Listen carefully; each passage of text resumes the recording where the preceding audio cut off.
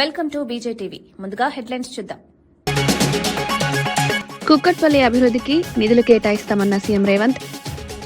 అభివృద్ధికి అవసరమైతే అప్పు తీసుకుంటామన్న రేవంత్. వంతెనలు, నాలాలు నిర్మాణానికి నిధులు కేటాయిస్తామన్న సీఎం. కుక్కట్పల్లి ప్రాంత అభివృద్ధికి ప్రభుత్వం కట్టుబడి ఉందని వ్యాఖ్య. గత ప్రభుత్వ అప్పులపై మంత్రి పార్థసారథి విమర్శలు. వైఎస్ఆర్సీపీ అప్పులతో రాష్ట్రానికి నష్టం ఉన్న మంత్రి. సంక్షేమం, అభివృద్ధి రెండింటిపై ప్రభుత్వం దృష్టి పెట్టిందన్న మంత్రి. ఆర్థిక క్రమశిక్షణతో రాష్ట్ర అభివృద్ధి సాధ్యమన్న పార్థసారథి. 6 గ్యారంటీల అమలుకు ప్రైవేట్ మెంబర్ బిల్ తీసుకొస్తామన్న కేటీఆర్. మహిళలకు 2500 హామీ అమలుపై కేటీఆర్ డిమాండ్.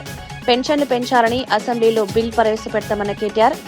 ఎన్నికల హామీలు అమలు చేయాలని ప్రభుత్వానికి హెచ్చరిక. ఆత్మకూరులో మంత్రి ఆనం విస్తృత పర్యటన. రైతులకు డిజిటల్ పాస్ పుస్తకాల పంపిణీ. గ్రామీణాభివృద్ధి పనులకు శ్రీకారం. మీ భూమి మీ హక్కు కార్యక్రమంలో పాల్గొన్న మంత్రి.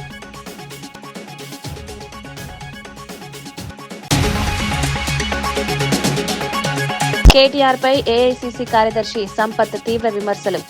రాజకీయ శైలి మార్చుకోవాలన్న సూచన. బీఆర్ఎస్ పాలనపై సంపత్ కుమార్ ఆరోపణలు. చిల్లర రాజకీయాలు మానుకోవాలని హెచ్చరిక.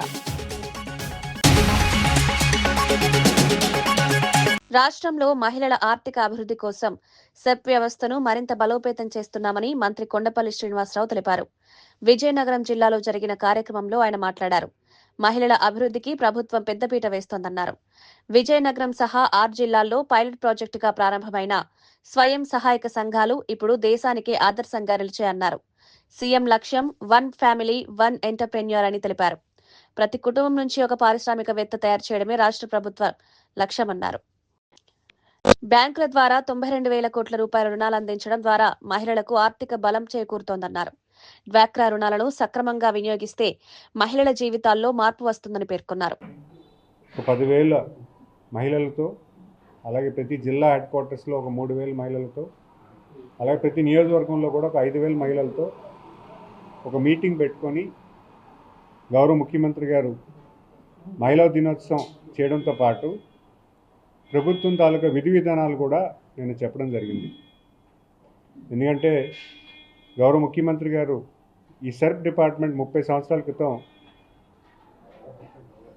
ఒక ఇనిషియేటివ్ తీసుకుంటే దేశం అంతా కూడా డ్వాక్రా సంఘాల కింద ఏర్పాటు చేయాలి, దానికి కార్యరూపం చేయాలి అనే దాని మీద దేశంలో ఒక మోడల్ తీసుకొస్తే ప్రధానంగా ఇప్పటి ముఖ్యమంత్రి గారు శ్రీ నారా చంద్రబాబు నాయుడు గారు దీని కార్యాచరణ చేయడం కోసం అప్పుడు ఎస్హెచ్జి మూమెంట్ అంటే ఒక 6 జిల్లాల్లో ఒక పైలట్ ప్రాజెక్ట్ కింద తీసుకొని ఈ 6 జిల్లాల్లో కూడా డ్వాక్రా సంఘాలు తాలూకు విధి విధానాలు ఏ రకంగా 10 మంది మహిళలు కలిసి ఏ రకంగా వాళ్ళు కలిసి పనిచేసి పేదరిక నిర్మూలన కోసం ఏ రకంగా కార్యాచరణ చేయాలో అటు ఆర్థికంగా కానీ ఆరోగ్యపరమైనటువంటి కానీ లేదా ఒక మంచి ఈకోసిస్టమ్ గ్రామాల్లో కలిగించేదానికి అప్పుడు ఒక 6 జిల్లాల్లో పైలట్ చేసి సక్సెస్ చేసి ఈరోజు 30 సంవత్సరాల తర్వాత చూసుకుంటే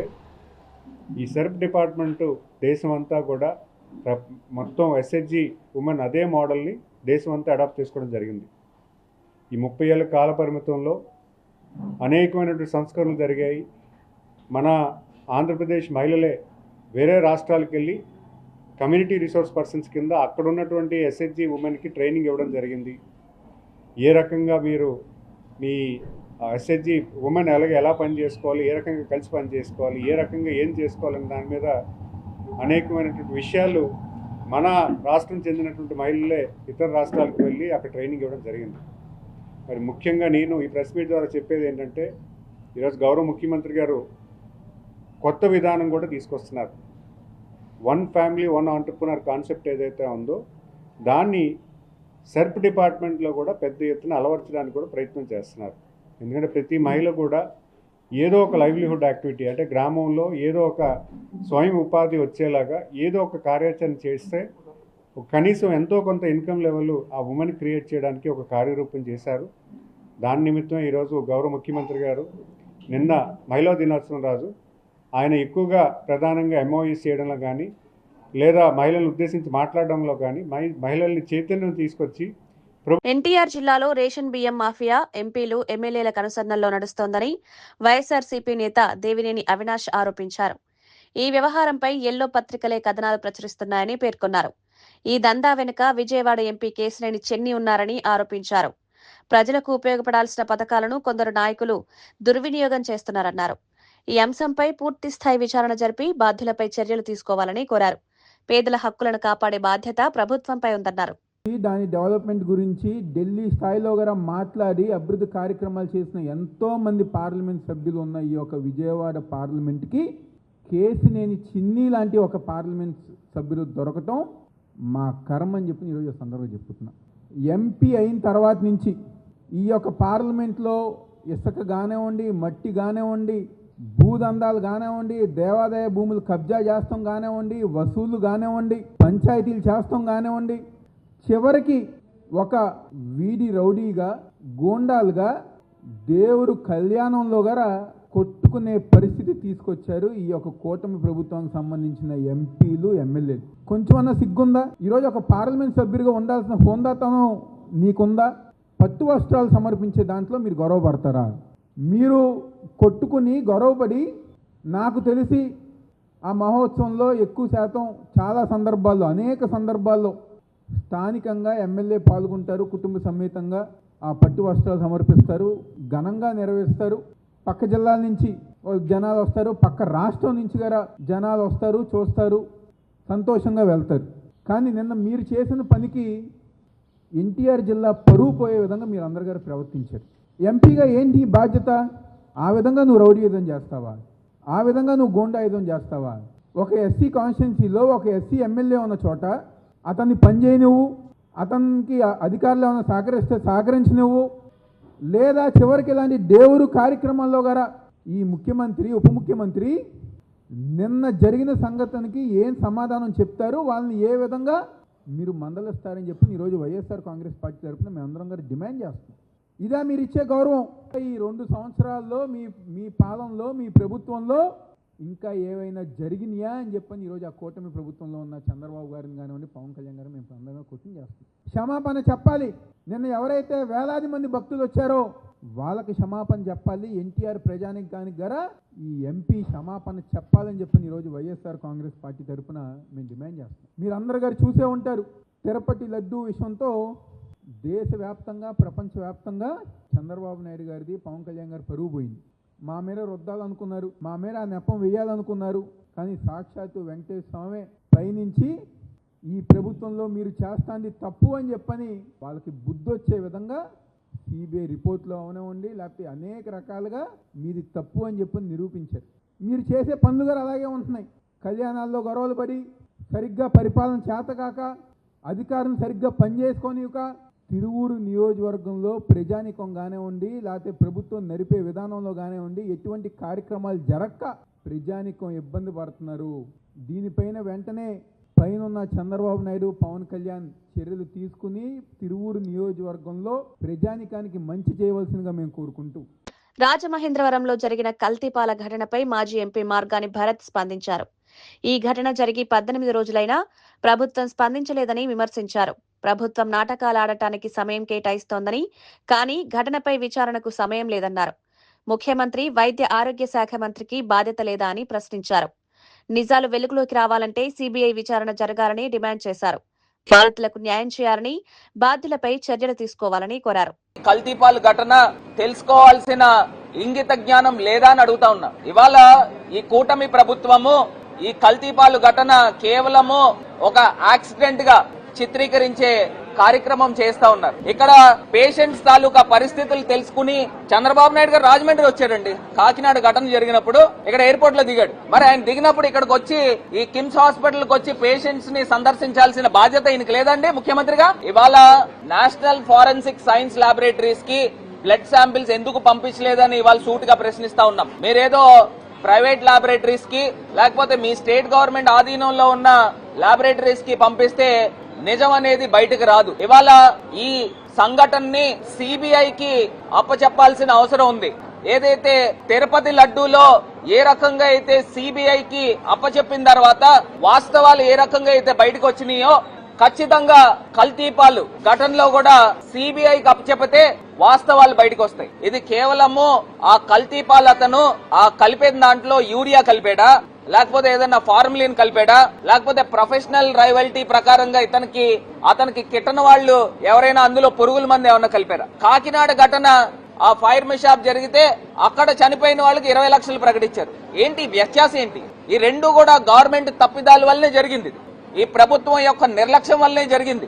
నిజంగా ఎప్పటికప్పుడు ఈ అన్ఆర్గనైజ్ సెక్టర్ ని ఆర్గనైజ్ చేసి ఎప్పటికప్పుడు మానిటర్ చేసి మిల్క్ అనలైజర్స్ ద్వారా దీన్ని గవర్నమెంట్ బాధ్యత తీసుకుని ఉండుంటే ఈ ఘటన జరిగి ఉండేది కాదు కదా. 2023లో మిల్క్ ప్రొక్యూర్మెంట్ యాక్ట్ అని జగన్మోహన్ రెడ్డి గారు అప్పుడు ఒక చట్టం తీసుకుని వచ్చారు. ఆ చట్టం ఇది చెప్తా ఉంది, ఎప్పటికప్పుడు కంటిన్యూస్ మానిటరింగ్ జరగాలి, మిల్క్ అనలైజర్స్ తో దీన్ని అనలైజ్ చేయాలని. నిజంగా గవర్నమెంట్ తలుచుకుంటే చేయలేరనండి ఇవన్నీను. చంటి పిల్లలు 6 మాసాలు సంవత్సరం వయసు ఉన్నవాళ్ళు, ఆ పిల్లలు 18 రోజుల నుంచి మృత్యువుతో పోరాటం చేస్తా ఉన్నారు. ఎంత అన్యాయం అండి. నేను ఇదే కూటమి పెద్దలను అడుగుతా ఉన్నా, మీ ఇంట్లోనే మీ కుటుంబ సభ్యుల్లోనే చిన్నారులకి ఈ రకంగా జరిగితే మీరు ఈ తరహాలో ప్రవర్తిస్తారా అని అడుగుతా ఉన్నా. ఇది ఒక బయటికి రాకూడదు అని చెప్పి రోజుకు ఒక డెత్ చూపిస్తా ఉన్నారు. అంటే ఒక్కసారి నిజంగా మాకు అనుమానాలు ఉన్నాయి. ఆ పేషెంట్స్ తాలూకా ఎవరైతే వెంటిలేటర్స్ మీద ఉన్నారో వాళ్ళు రోజుకొకళ్ళని డెడ్ బాడీస్ తీసుకొచ్చి కుటుంబ సభ్యుల చేతుల్లో పెడతా ఉన్నారు. ఒక హై డ్రామా ఈ ప్రభుత్వం ఆడుతా ఉంది. దీంట్లో వాస్తవాలు బయటికి రావాల్సిన అవసరము ఈ ప్రభుత్వము పైన ఉంది. దీన్ని ఏదో కన్సీల్ చేసి దీన్ని ఒక యాక్సిడెంట్ కింద చిత్రీకరించే కార్యక్రమము ఈ ప్రభుత్వం చేస్తున్నారనేది క్లియర్ గా అర్థమవుతా ఉంది. ఎంత అన్యాయం చూడండి. ఈ ప్రభుత్వం వచ్చిన తర్వాత మొత్తం అన్ని కూడా కల్తీనే. అటు పాలల్లో గాని, కూరగాయల్లో గాని, ఏ వస్తువు తీసుకోండి, టీ పొడి తీసుకోండి, ఏ వస్తువు తీసుకోండి, తిండి పదార్థాలు తీసుకోండి, నూనెలు తీసుకోండి. మొన్న ఫుడ్ సేఫ్టీ అధికారులు తనిఖీ చేస్తే ఆ నూనె ఏదైతే వీళ్ళకి దొరుకుతా ఉందో రెస్టారెంట్స్ వాళ్ళు, బేకరీ వాళ్ళు కొనుక్కునేది కిలో 60 రూపాయలటండి. తిరుపతి లడ్డూలో గీ ఫ్లేవర్ ఎన్హాన్సర్స్ కొన్నారు. అంటే దానికి అర్థం ఏంటండి? 2018 చంద్రబాబు నాయుడు గారు ప్రభుత్వం ఉన్నప్పుడు గీ ఫ్లేవర్ ఎన్హాన్సర్స్ కొన్నారు. మీరు నిజంగా స్వచ్ఛమైన నెయ్యి వాడితే ఫ్లేవర్ ఎన్హాన్సర్స్ అనేది ఆర్టిఫిషియల్ లిక్విడ్స్ ఎందుకు కొనాలి అని అడుగుతా ఉన్నా.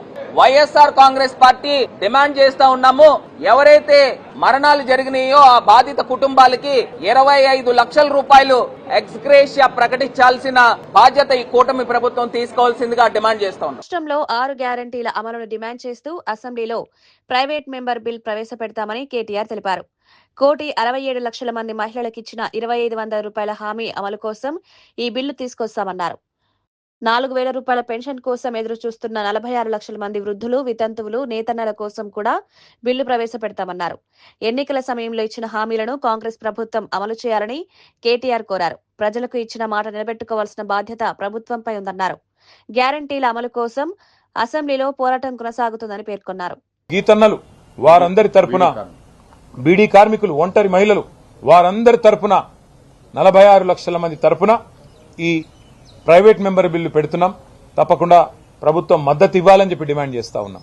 అట్లాగే వారు చెప్పారు దివ్యాంగుల విషయంలో 6,000 పెన్షన్ ఇస్తామని చెప్పారు. మరి లక్షలాది మంది దివ్యాంగులు, రాష్ట్ర వ్యాప్తంగా ఉన్న లక్షలాది మంది దివ్యాంగుల తరపున మరి ఈ ప్రైవేట్ మెంబర్ బిల్లు పెడతా ఉన్నాం. 6 గ్యారంటీలకు చట్టబద్దత కల్పించాలని అసెంబ్లీలో మరి ప్రజలకిచ్చిన వాగ్దానాలను గాలి కొదిలేసి గాలి మాటలు, కాలక్షేపం కబుర్లతో కాలక్షేపం చేయాలనుకుంటున్న ప్రభుత్వాన్ని నిలదీయడానికే ఇవాళ బీఆర్ఎస్ సైన్యం ఈ ఓరియంటేషన్ సెషన్ పెట్టుకున్నది. బీఆర్ఎస్ నేత కేటీఆర్ పై ఏఐసీసీ కార్యదర్శి సంపత్ తీవ్ర విమర్శలు చేశారు. కేటీఆర్ తన రాజకీయ శైలి మార్చుకోకపోతే ప్రజలు తిరస్కరిస్తారని హెచ్చరించారు. తెలంగాణ ప్రజల సంపదను కేసీఆర్ కుటుంబానికి దోచిపెట్టారని ఆరోపించారు. బీఆర్ఎస్ ప్రభుత్వంలో కేసీఆర్ బంధు, కేటీఆర్ బంధు, హరీష్ బంధు, సంతోష్ బంధు, కవిత బంధు మాత్రమే కొనసాగాయని విమర్శించారు. మీడియా హెడ్లైన్స్ కోసం మాత్రమే కేటీఆర్ వ్యాఖ్యలు చేస్తున్నారన్నారు. రాష్ట్ర రాజకీయాల్లో నీచ రాజకీయాలకు కేటీఆర్ పాల్పడుతున్నారని సంపత్ ఆరోపించారు. మా ముఖ్యమంత్రికి ఎట్లా భరిస్తున్నాడో ఏమో, రోజు పేపర్ చూస్తే పచ్చి నిజాన్ని అబద్ధంగా, పచ్చి అబద్ధాన్ని నిజంగా రోజు ఏదో ఒకదాన్ని మాయామచ్చిందర చేసి చూపించడానికి ప్రయత్నం చేస్తూ ఉన్నారు. మొక్కాల దండం పెట్టాలి గౌరవ ముఖ్యమంత్రి. రోజు అన్ని ఎదుర్కొంటూ కూడా నిటారుగా నిలబడి నికార్సైనటువంటి ముఖ్యమంత్రిగా అన్ని వర్గాల ప్రజల సంక్షేమం కొరకు, తెలంగాణ రాష్ట్ర అభివృద్ధి కొరకు, సర్వతోముఖాభివృద్ధి చెందినటువంటి తెలంగాణ రాష్ట్ర ఆవిర్భావం కొరకు 24/7 పనిచేస్తూ అన్ని వర్గాల ప్రజల ఆదరాభిమానాలు చురుగొంటూ ముందుకొస్తున్న సందర్భానికి మొక్కాలి నిజంగా మా ముఖ్యమంత్రికి. కానీ ఇదే ఇట్లే రిపీట్ చేస్తే అదే 42 లక్షల మంది కార్యకర్తలు ఎవరైతే గాంధీ కుటుంబానికి అండగా ఉండడానికి ప్రయత్నం చేస్తూ ఉన్నారో వాళ్ళే ఒకవేళ తెగబడితే, వాళ్ళే ఒకవేళ తిరగబడితే ఏ రకంగా ఉంటుందో పరిస్థితి ఆలోచన చేయండి.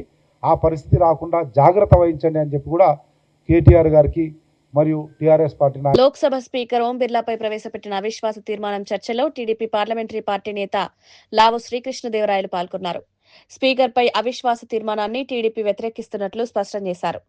ఇండియా కూటమి నేతలు కూడా ఈ తీర్మానానికి వ్యతిరేకంగా ఓటు వేయాలని ఆయన సూచించారు. ఈ సందర్భంగా రాష్ట్ర విభజన ప్రక్రియపై కూడా లావు శ్రీకృష్ణదేవరాయలు వ్యాఖ్యలు చేశారు. 2014 ఫిబ్రవరి 14న ఆంధ్రప్రదేశ్ పునర్వ్యవస్థీకరణ బిల్లు ఆమోదం పొందిన రోజు పార్లమెంట్ చరిత్రలో బ్లాక్ డేగా అభివర్ణించారు. ఆ రోజు లోక్సభలో జరిగిన పరిణామాలపై దేశ ప్రజలకు నిజాలు తెలియాల్సిన అవసరం ఉందన్నారు. ఈ అంశంపై పార్లమెంటులో చర్చ జరపాలని కోరారు. Great men in this house, the opposition keep quoting two great men in this house. One is Mahatma Gandhi ji, other person is Ambedkar ji, sir. Sir, what Mahatma Gandhi ji has said, what Mahatma Gandhi ji has shown through his freedom struggle and the movement for the independence, sir. In every opportunity, whenever people told him, people reminded him of how US got the independence, how French got the independence, he stood steadfast and said, India will get the independence in a different way, in a non-violent way, in Satyagraha. He has he's not only gone to a different level with respect to his, not only he's gone to a different level, sir, but also taken his countrymen also along with him. That is what Mahatma Gandhi has shown, sir. Instead of quoting from Mahatma Gandhi and his quotes, I wish and I hope not just say the words, but actually follow what he has said, sir. The other person, the other great man I want to remind them is B.R. Ambedkar ji. They always come to the house and outside the house showing the Constitution of India. But I request them what B.R. Ambedkar ji has said on the last session of the Constituent Assembly. He has mentioned about the grammar of anarchy. This is what he has said. In that he said, Ambedkar has warned any method inside or outside the parliament that prioritizes political victory over constitutional order. This motion is over constitutional order. It is called anarchy. This motion is. సంక్షేమం, అభివృద్ధి రెండింటి ప్రయోజనాలు ప్రజలకు అందేలా కూటమి ప్రభుత్వం పనిచేస్తోందని మంత్రి డోలా శ్రీ బాలవీరాంజనేయ స్వామి తెలిపారు. ఎన్నికల సమయంలో ఇచ్చిన హామీలను మాత్రమే కాకుండా అదనంగా ప్రజా సంక్షేమ కార్యక్రమాలను అమలు చేస్తున్నామన్నారు. ప్రస్తుతం రెవెన్యూ శాఖలో సంస్కరణలు తీసుకొచ్చి ప్రజలకు మెరుగైన సేవలు అందిస్తున్నామని తెలిపారు. ప్రభుత్వ విధానాలు ప్రజల నమ్మకాన్ని పెంచుతున్నాయన్నారు. ప్రజల అవసరాలను దృష్టిలో పెట్టుకుని కార్యక్రమాలు చేపడుతున్నామని పేర్కొన్నారు. మాజీ మంత్రి గారు సభలో కూడా చెప్పారు, వాళ్ళ బొమ్మలు పెట్టుకోవాలనే ఉద్దేశంతో హేళనగా వాళ్ళ జగన్మోహన్ రెడ్డి గురించి కూడా మాట్లాడినటువంటి చరిత్ర మీకు తర్వాత ఎవరో పెట్టని. అదే ఉద్దేశంతో పట్టాదారు పాస్ పుస్తకాల మీద కావచ్చు, హద్దురాల మీద కావచ్చు, వాళ్ళ బొమ్మలు పేర్లు పెట్టుకున్నటువంటి చరిత్ర ఈరోజు చూసాం. వాళ్ళ బొమ్మలు ఉన్నాయి కానీ వాళ్ళు లేరు. అందుకే మా ముఖ్యమంత్రి గారు ఆస్తి మీద పట్టాదారు రాజముద్రతో కూడినటువంటి పాస్ పుస్తకాలు ఇవ్వాలని చెప్పి ముందుకెళ్తున్నారు. హైదరాబాద్ లో విద్యుత్ ఆర్టిసన్ కార్మికులు శాశ్వత ఉద్యోగాల కోసం నిరసన చేపట్టారు. విద్యుత్ ఆర్టిసన్ ఉద్యోగుల జేఏసీ ఆధ్వర్యంలో సైఫాబాద్ లోని ఎస్పీడీసీఎల్ కార్పొరేట్ కార్యాలయం ఎదుట ధర్నా నిర్వహించారు. తమ విద్యార్హతల ఆధారంగా శాశ్వత ఉద్యోగాలు ఇవ్వాలని డిమాండ్ చేశారు. ఏపీ ఎస్సీబీ సర్వీస్ రూల్స్ అమలు చేయాలని కోరారు. పెద్ద సంఖ్యలో కార్మికులు పాల్గొనడంతో ట్రాఫిక్ సమస్యలు తలెత్తాయి. పరిస్థితిని అదుపులో ఉంచేందుకు పోలీసులు సచివాలయం నుండి మింట్ కాంపౌండ్ వరకు రోడ్డును మూసివేశారు. నిరసనలో పాల్గొన్న కార్మికులు తమ సమస్యలను పరిష్కరించాలని ప్రభుత్వాన్ని డిమాండ్ చేశారు. అందరినీ కూడా విద్యా అర్హతలను బట్టి పర్మనెంట్ చేయాలని ఈ తెలంగాణ ఏర్పడ్డప్పుడే మేము డిమాండ్ చేసినాం. విద్యుత్ సంస్థలో ఉన్నటువంటి కార్మికులందరికీ ఒకే సంస్థ, ఒకే సర్వీస్ రూల్స్ ను అమలు చేయాల్సిన బాధ్యత ఉందని ఈ సందర్భంగా సందర్భంగా తెలియజేస్తా ఉన్నాం. దాదాపు 30 సంవత్సరాల నుంచి ఈ సంస్థను నమ్ముకొని దాదాపు 30,000 మంది పనిచేస్తారు. బ్రిటిష్ కాలం నాటి సర్వీస్ రూల్స్ ఇందులో చేర్చడము, 1947 సర్వీస్ రూల్స్ చేర్చడము, మరి అవి అగమ్య గోచరంగా ఈ ఆర్టిజన్లకు అవి మరణఘోషగా మారినాయి. అందుకే మేమేమంటున్నామంటే ఈ జేఏసీ పక్షాన ఖచ్చితంగా ఈ 20,000 మందికి స్టాండింగ్ ఆర్డర్స్ రద్దు చేసి మరి ఏవైతే existing service rules APSCB service rules ఉన్నాయో ఆ రూల్స్ మాత్రం ఖచ్చితంగా అమలు చేయాల్సిందే. వీటిని అమలు చేయని పక్షాన మేము ఖచ్చితంగా రాబోయే కాలంలో సమ్మెకైనా సిద్ధమని మేము హెచ్చరిస్తా ఉన్నాం. కూకట్పల్లి ప్రాంత అభివృద్ధికి అవసరమైన నిధులు కేటాయిస్తామని సీఎం రేవంత్ రెడ్డి తెలిపారు. రాజకీయ క్లిష్ట పరిస్థితుల్లో మల్కాజ్గిరి ప్రజలు తనను ఎంపీగా గెలిపించి ఢిల్లీకి పంపారని గుర్తు చేసుకున్నారు. కూకట్పల్లి నియోజకవర్గం తనకు ఎంతో ప్రత్యేకమని పేర్కొన్నారు. అప్పట్లో ఈ ప్రాంతానికి పెద్దగా చేయలేకపోయినా ఇప్పుడు సీఎంగా ఉన్నందున అభివృద్ధికి ప్రాధాన్యత ఇస్తారన్నారు. వంతెనలు, చెరువులు, నాలాలు, భూగర్భ మురుగునీటి వ్యవస్థ నిర్మాణానికి అవసరమైన నిధులు కేటాయిస్తారని తెలిపారు. అవసరమైతే అప్పు చేసైనా అభివృద్ధి పనులు చేపడతామని స్పష్టం చేశారు. కూకట్పల్లి ప్రాంతాన్ని మరింత అభివృద్ధి చేసే దిశగా ప్రభుత్వం చర్యలు తీసుకుంటుందని సీఎం రేవంత్ రెడ్డి పేర్కొన్నారు. చాలా తాకట్టు పెట్టైన నిధులు తెచ్చిచ్చే బాధ్యత నాది ఈ ప్రాంతానికి. ఎందుకంటే మీరందరు కష్టకాలంలో నేను ఇక్కడికి వచ్చినప్పుడు నన్ను ఎంపీగా గెలిపించి ఢిల్లీకి పంపించారు. నాకు ఆ కృతజ్ఞత ఎప్పటికి ఉంటుంది. కష్టంలో ఉన్నప్పుడు నన్ను నిలబెట్టిండ్రు. రాజకీయంగా నేను ఇబ్బందిని ఎదుర్కొంటున్నప్పుడు నన్ను మీరందరూ అండగా నిలబడి నన్ను నిలబెట్టిండ్రు. నన్ను నిలబెట్టిన మీకు సేవ చేసే అవకాశం ఈరోజు నాకు దక్కింది. కాబట్టి ఈ ప్రాంతానికి రాజకీయాలకు అతీతంగా నేను అభివృద్ధి కార్యక్రమాలు చేస్తా. మంచి అధికారులను నియమించిన బాగా పని చేయించుకోండి. ఏం కావాలన్నా నన్ను అడగండి. వార్తలు ముగించే ముందు ముఖ్యాంశాలు మరోసారి. కుక్కట్పల్లి అభివృద్ధికి నిధులు కేటాయిస్తామన్న సీఎం రేవంత్. అభివృద్ధికి అవసరమైతే అప్పు తీసుకుంటామన్న రేవంత్. వంతెనలు, నాలాలు నిర్మాణానికి నిధులు కేటాయిస్తామన్న సీఎం. కుక్కట్పల్లి ప్రాంత అభివృద్ధికి ప్రభుత్వం కట్టుబడి ఉందని వ్యాఖ్య. గత ప్రభుత్వ అప్పులపై మంత్రి పార్థసారథి విమర్శలు. వైఎస్ఆర్సీపీ అప్పులతో రాష్ట్రానికి నష్టమన్న మంత్రి. సంక్షేమం, అభివృద్ధి రెండింటిపై ప్రభుత్వం దృష్టి పెట్టిందన్న మంత్రి. ఆర్థిక క్రమశిక్షణతో రాష్ట్ర అభివృద్ధి సాధ్యమన్న పార్థసారథి. 6 గ్యారంటీల అమలుకు ప్రైవేట్ మెంబర్ బిల్ తీసుకొస్తామన్న కేటీఆర్. మహిళలకు 2,500 హామీ అమలుపై కేటీఆర్ డిమాండ్. పెన్షన్లు పెంచాలని అసెంబ్లీలో బిల్ ప్రవేశపెడతామన్న కేటీఆర్. ఎన్నికల హామీలు అమలు చేయాలని ప్రభుత్వానికి హెచ్చరిక. ఆత్మకూరులో మంత్రి ఆనం విస్తృత పర్యటన. రైతులకు డిజిటల్ పాస్ పుస్తకాల పంపిణీ. గ్రామీణాభివృద్ధి పనులకు శ్రీకారం. మీ భూమి మీ హక్కు కార్యక్రమంలో పాల్గొన్న మంత్రి.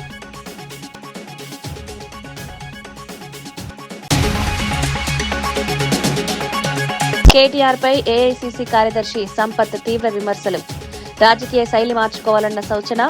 బీఆర్ఎస్ పాలనపై సంపత్ కుమార్ ఆరోపణలు. చిల్లర రాజకీయాలు మానుకోవాలని హెచ్చరిక.